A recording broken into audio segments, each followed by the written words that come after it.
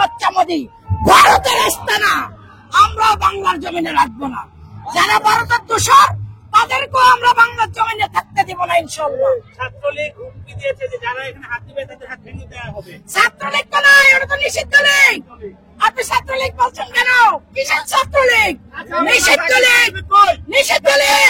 এখন কোথায়? ছাত্রলীগ আর আমরা তোদের সাথে খেলতে আসছি।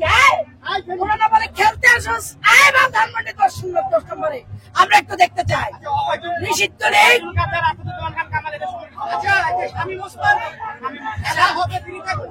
খেলা হবে বলছিল না? বাংলাদেশে অনেক খেলেছেন, কিন্তু পুলিশের উপর ভর করে, প্রশাসনের উপর ভর করে, নিজেদের কোনো হেরাম ছিল না খেলার জন্য।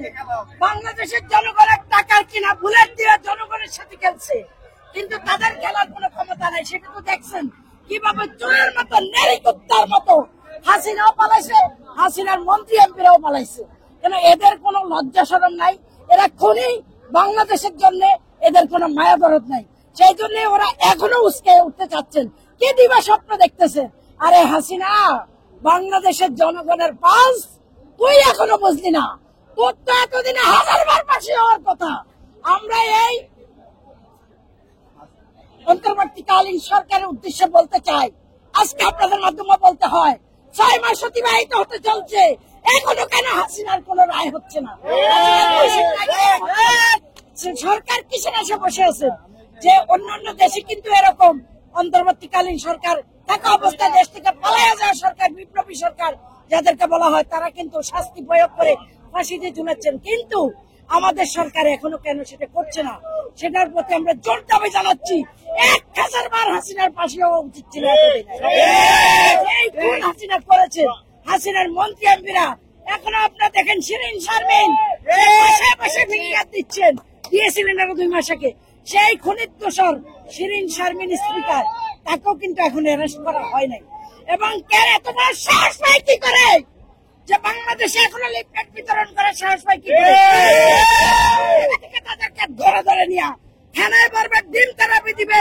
আমরা এটাও দেখতেছি দরবেশ বাবা সহ তারা জেলখানায় বসে চিরকুট পাঠাচ্ছে, তারা উস্কানিমূলক বক্তব্য দিচ্ছে। তাদের নাকি 40,000 কর্মী আছে, 10,000 কর্মী রাস্তায় নামলেই নাকি ইউনুস সরকারের পতন হয়ে যাবে।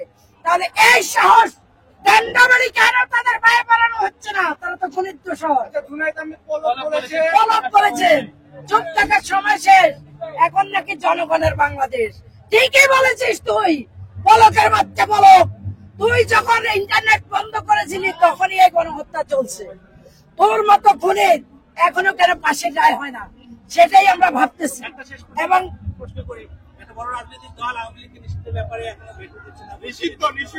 আমরা একটা কথা আপনাদের মাধ্যমে বলতে চাই, এটা কোন রাজনীতিক বিএনপির উপরে এটা বর্তায় না। আপনার কথা বুঝলেন? বিএনপি কেন তাদেরকে নিষিদ্ধ করবে? বিএনপি তো বলে নাই যে আপনারা নিষিদ্ধ করেন না। এটা সরকারের ব্যাপার, জনগণের ব্যাপার। জনগণের পাশ ওরা নিষিদ্ধ করে দেখ। বিএনপি তো বলে নাই যে আপনি ধরে রাখেন। বিএনপি বলছে একটা রাজনৈতিক দল আর একটা রাজনৈতিক দলকে নিষিদ্ধ করতে পারে না।